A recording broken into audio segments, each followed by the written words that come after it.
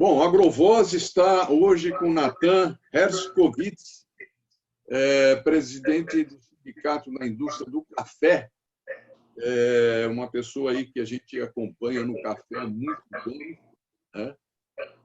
Tem sido uma pessoa que tem lutado aí, tem brigado durante vários anos pela melhoria da qualidade do café, com toda aquela questão do selo de qualidade, né? De buscar uma qualidade e que a gente já vê hoje no café brasileiro sendo considerado um dos melhores cafés do mundo em termos de qualidade. Não é mais simplesmente uma commodity, mas é um produto de alta qualidade. Natan, eu queria começar falando com você sobre safra. Está vendo que uma safra, essa safra 2019-2020 é uma safra que teve um crescimento de 25%, ela pode chegar a 60 milhões de sacas, né? E eu estava vendo que uma boa parte dessa safra já foi vendida. Quer dizer, e nós estamos num período de coronavírus, nós estamos num período de recessão mundial. Como é que é essa história? O café não está sendo abalado por essa recessão? Bom dia, Bruno. É um prazer estar aqui falando com você e com todos os seus ouvintes. O café, na verdade, parece que ele tem uma certa imunidade com relação a crises. As crises anteriores que nós temos tido desde 2010 não afetaram muito o desempenho do café. Não que isso faça a gente bater palmas porque o desempenho foi excepcional, mas o café soube resistir em termos de quantidade, de tamanho de safra, de melhoria de qualidade aos problemas que outros produtos tiveram em anos anteriores.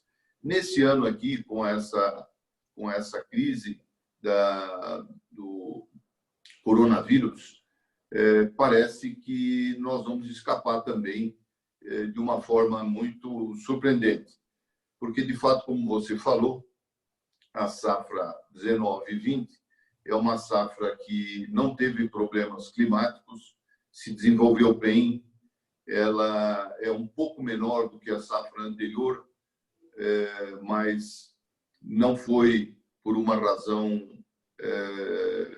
de climática que atrapalhasse o desenvolvimento dos frutos.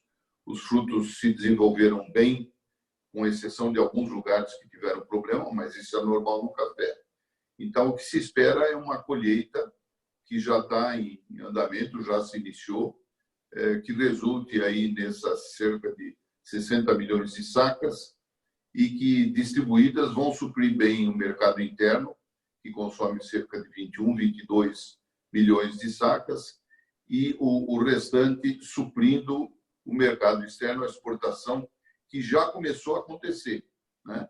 Quer dizer, a safra em determinadas regiões foi tão boa e tão farta que as negociações de venda futuro já se desenvolveram de uma boa maneira, de forma que eu acho que nós vamos entrar na próxima safra em boas condições para continuar esse trajeto de continuar sendo o maior produtor mundial de café e melhorando cada vez mais a qualidade do café brasileiro. Os nossos concorrentes dos cafés finos já sabem que o Brasil também será, ou também já é, o maior produtor de cafés de alta qualidade. Natan, antes da gente entrar na questão do consumo, né, e das vendas, das exportações e do mercado interno, eu queria falar um pouquinho sobre a questão da safra mesmo, da colheita, né? Como é que é feita a colheita nesse período do coronavírus? Ela segue normal ou ela está com alguns problemas? Porque a gente sabe que muitas pessoas que participam dessa colheita têm mais de 60 anos, estão numa situação de risco. Como é que é isso? Você apontou um ponto importante, né? Quer dizer, a colheita do café, uma parte dela é toda colhida manualmente, né? Com contato permanente do produtor com o fruto, e as aglomerações em torno das áreas que estão sendo colhidas também parte do processo, de maneira que há uma certa interação entre produtores e apanhadores de café. Existe muita movimentação na área do café, depois, inclusive, nos armazéns, no trabalho de secagem,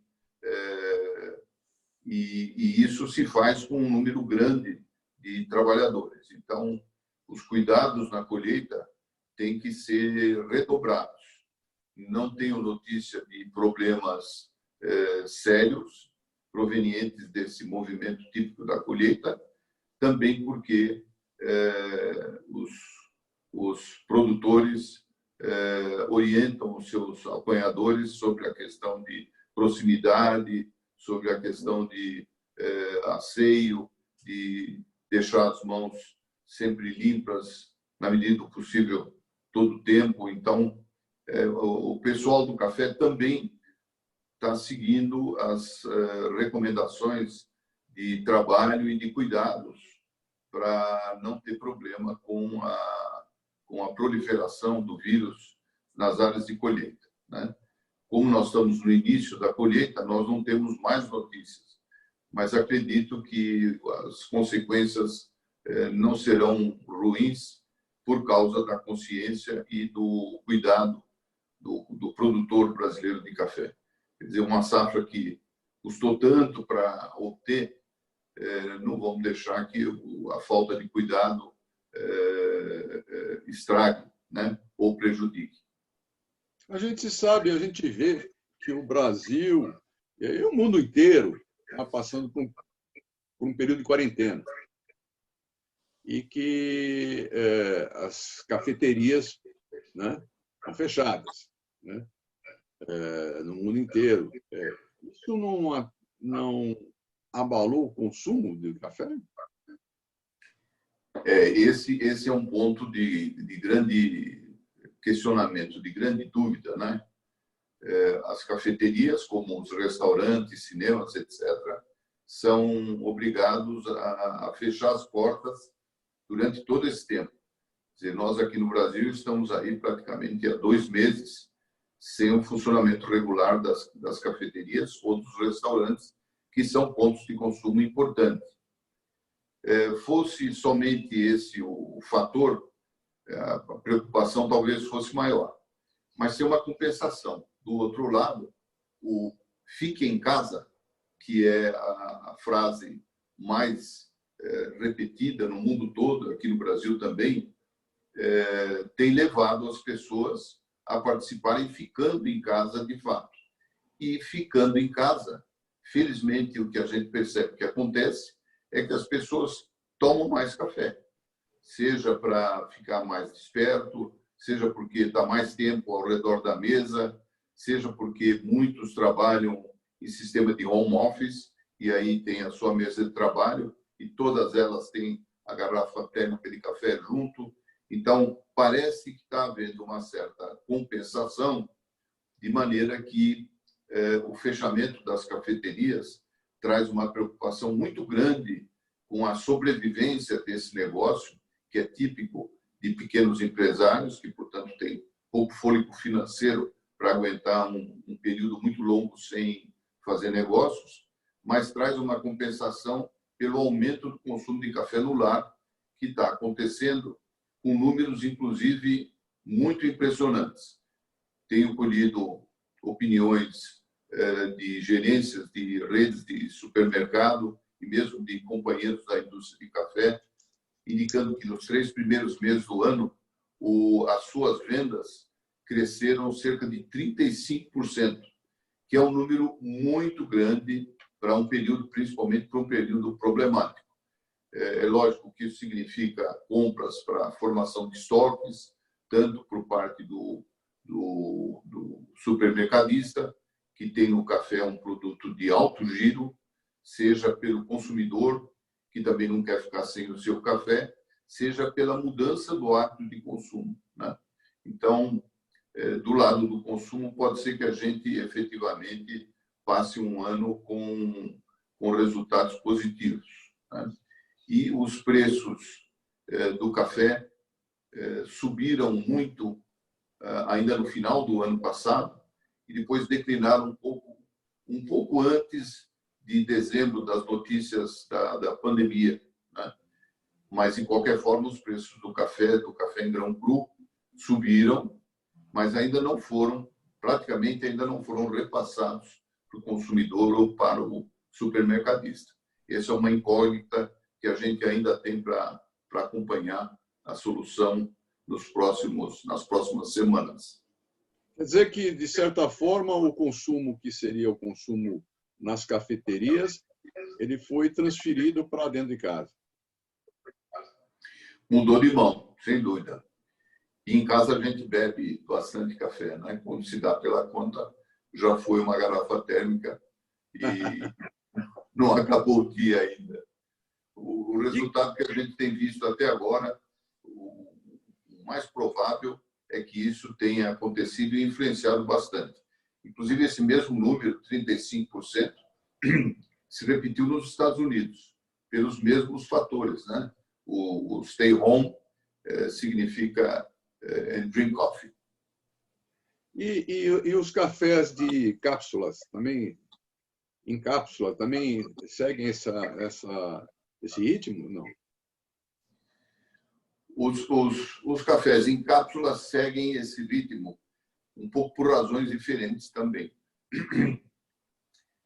O café em cápsula ainda é uma forma de consumo que está se expandindo gradualmente nos vários mercados. Então, o consumo dele se justifica também pela inovação, pela novidade que ele representa.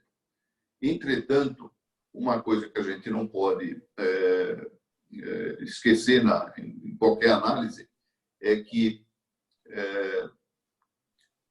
os preços dos produtos em geral ficaram maiores, né? Então, a cápsula, como ela custa mais caro do que o café em pó, ou do que o café torrado e moído, as cápsulas sofrem o efeito de uma retração eventual por conta do preço da cápsula. Parte dos consumidores já assimilou essa diferença quando as cápsulas foram lançadas há 10 anos atrás.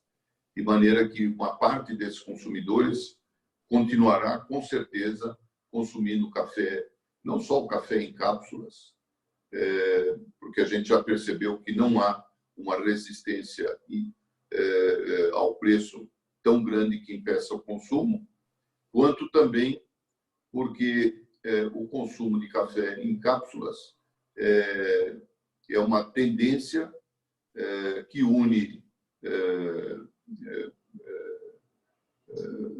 praticidade, conveniência, inovação, e esses são fatores que, junto com a melhora da qualidade da bebida, e a grande maioria dos cafés em cápsula são cafés de fato muito bons, cafés gourmet, esses 4 efeitos, essas 4 razões acabam justificando a compra do café, mesmo com preços mais elevados.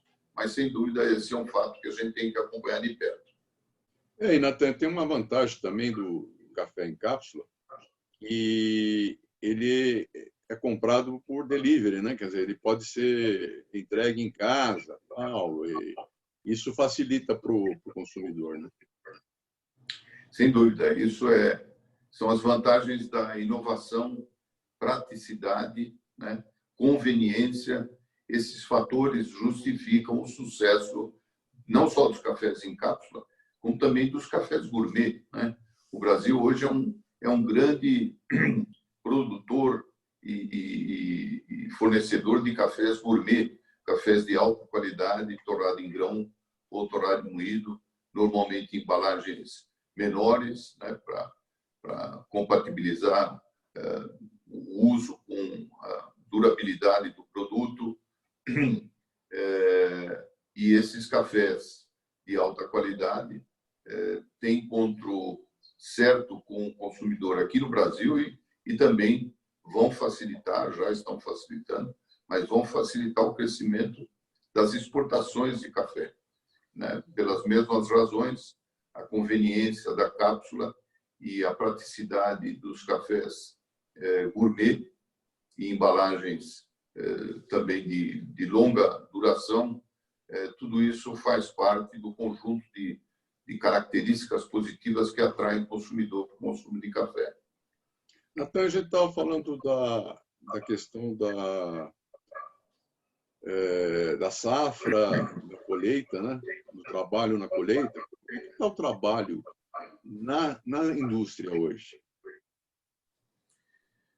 Bom, a indústria ela produz com uma velocidade ou com volumes menores, né?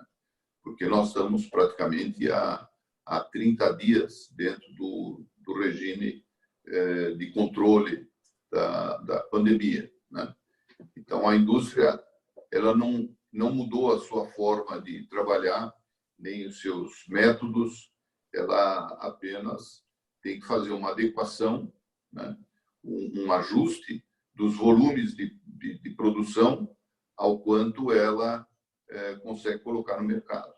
Então, especialmente em fevereiro e março, por exemplo, as máquinas trabalharam a pleno vapor, porque tinha uma demanda que acabou sendo 35% maior, em média, né? Agora, nesse mês de abril, o ritmo é um pouco mais lento, tem sido um pouco mais lento, porque já se formou uma parte dos estoques, né?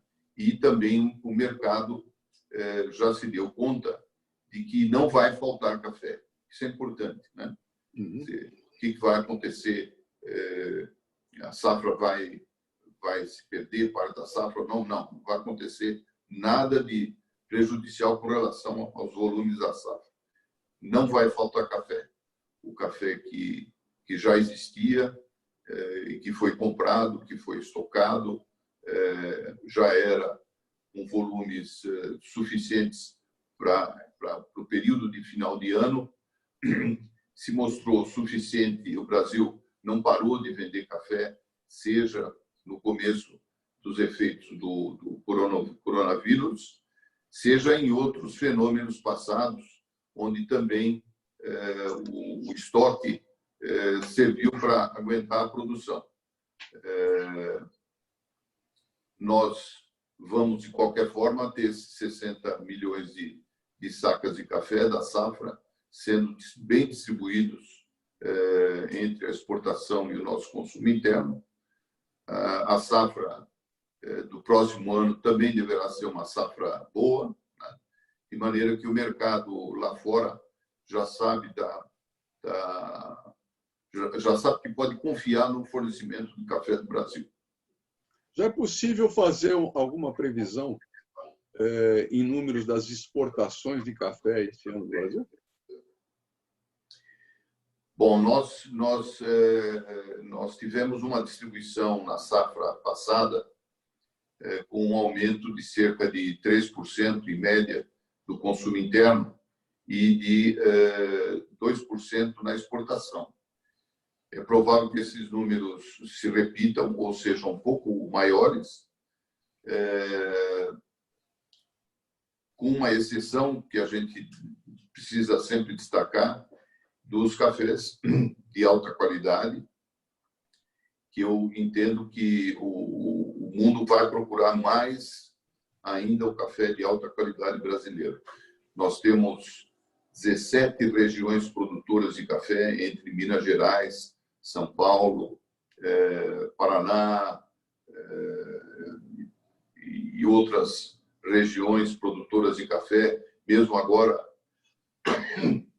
o Amazonas, com um inédito e fantástico café robusta de alta qualidade, né? Um robusta que mudou completamente o conceito que havia antigamente sobre o Conilon ou Robusta. Hoje esses são cafés finos, cafés... Falamos sobre isso ontem com o Henrique Anastácio.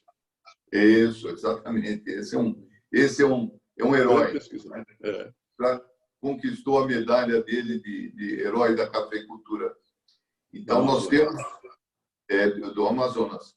Nós temos, inclusive, esse fato importante, interessante, bom, de contar com uma produção crescente de cafés do Amazonas, né?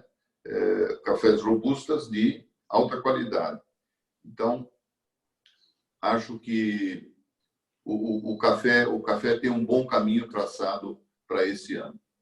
Só terminando, Natan, tem muito mais coisa que a gente poderia falar sobre café, mas o nosso também é curto. Você tem ideia de número de exportação em termos de valor esse ano, essa safra, em relação à safra passada? Como os preços não evoluíram ainda muito, né? A gente tem que lembrar que nós mal começamos a colheita, né?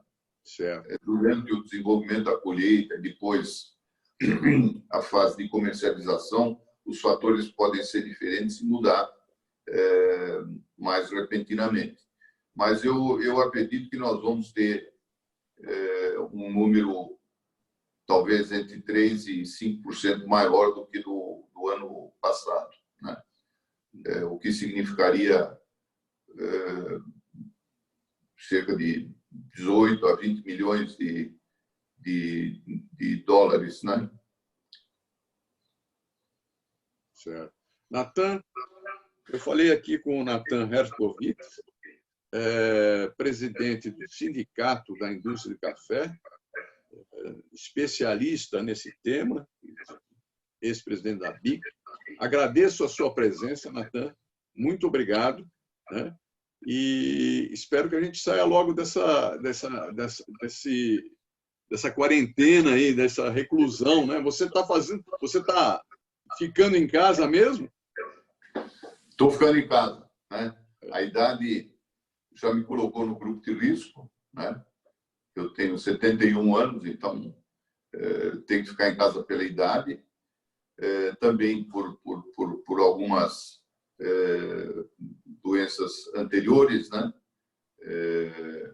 E também por um fator extremamente importante. As minhas duas netas, se eu falar que vou sair, elas trancam a porta e me deixam trancar. E você aproveita seu tempo em casa como? Você está lendo, você está escrevendo, você está... Escrevendo e lendo. Escrevendo e lendo. Isso. Que bom. Especialmente o café, tem muita coisa para ler, né? Tem muita coisa para ler. Esse é o ponto positivo, né? De repente, essa reclusão serve também para a gente meditar um pouco, pensar um pouco, ler bastante, né? É verdade, é verdade. Muito obrigado, Natan. Muito bom. Até Obrigado. a próxima. Tchau.